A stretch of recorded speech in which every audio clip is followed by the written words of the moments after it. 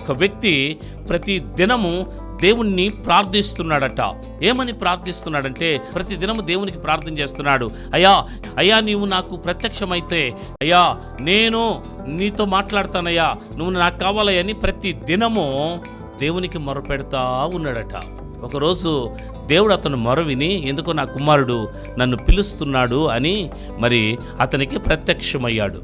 అతనికి ప్రత్యక్షమైతే ఆ వ్యక్తి సంతోషపడిపోయాడు. అబ్బా దేవుడు నాకు ప్రత్యక్షమయ్యాడే, సంతోషం ఎంత ఆనందమని అతడు సంతోషపడుతుంటే అప్పుడు దేవుడు అడుగుతున్నాడు, నాయనా నువ్వు నన్ను ప్రతి దినము కోరుతున్నావు కదా, నేను నీకేమి చేయగోరుతున్నాను అని అంటే ఆ వ్యక్తి అంటున్నాడు, అయ్యా ప్రతి దినము నేను నిన్ను ఎందుకు పిలుస్తున్నానో తెలుసా? ఈ లోకములో అనేక మంది సంతోషంగా ఆస్తిపాస్తులతో సమృద్ధిగా బ్రతుకుతున్నారయ్యా, నాకేమీ లేదయ్యా, నేను నిరుపేదగా బ్రతుకుతున్నానయ్యా, నువ్వు నాకు సహాయం చేయాలయ్యా అన్నాడట.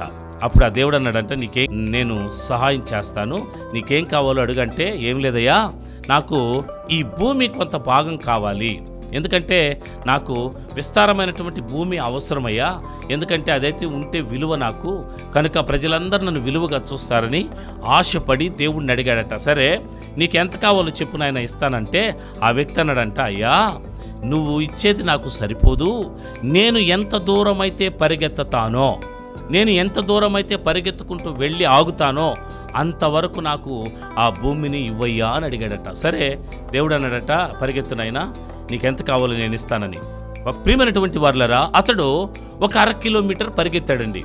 ఒక 1/2 కిలోమీటర్ పరిగెత్తితే 1/2 కిలోమీటర్ పరిగెత్తి వెనక్కి తిరిగి చూశాడు. ఓహో నేను 1/2 కిలోమీటర్ పరిగెత్తాను కదా, పరిగెత్తి వెనక్కి చూస్తే కొంతవరకు భూమి వచ్చింది అని ఆలోచించేసి దేవుని వైపు చూడగానే, నాయనా కుమారుడా సరిపోద్దా, చాలా ఇంతవరకు నీకు ఇవ్వనంటే, అయ్యయ్యా నాకు ఇంత సరిపోదు, నాకు ఇంకొంచెం కావాలి, నేను ఇంకొంచెం దూరం పరిగెత్తానని 1 కిలోమీటర్ పరిగెత్తాడు. అదేవిధంగా 2 కిలోమీటర్లు పరిగెత్తాడు. 3వ కిలోమీటర్ పరిగెత్తుతున్నాడు. దేవుడు అంటున్నాడు, నాయనా సరిపోదా అని అంటే, నాకు సరిపోదయ్యా, నాకు ఇంకొంచెం కావాలని. ప్రియమైన దేవుని బిడ్డలారా, 3 కిలోమీటర్లు పరిగెత్తాడు. ఒక్క వ్యక్తి ఆగకుండా స్పీడుగా 3 కిలోమీటర్లు పరిగెత్తి అక్కడికి వెళ్ళేసరికి ఏమైందో తెలుసా? అతని నోరు ఎండిపోయి అతడు గుండె ఆగి చనిపోయాడు. ప్రియమైనటువంటి వాళ్ళ పొందుకున్నాడా? తృప్తి లేని జీవితం, నాకు ఏదో కావాలి, నేనేదో పొందుకోవాలి, నేనేదో సంపాదించుకోవాలని ప్రయాసపడాడు. దేవుణ్ణి పిలిచాడు, దేవుడు ఇస్తానన్నాడు, పరిగెత్తాడు. తృప్తి లేక అతడు ఏం చేయరు తెలుసా? చివరికి మరణాన్ని సంపాదించుకున్నాడు.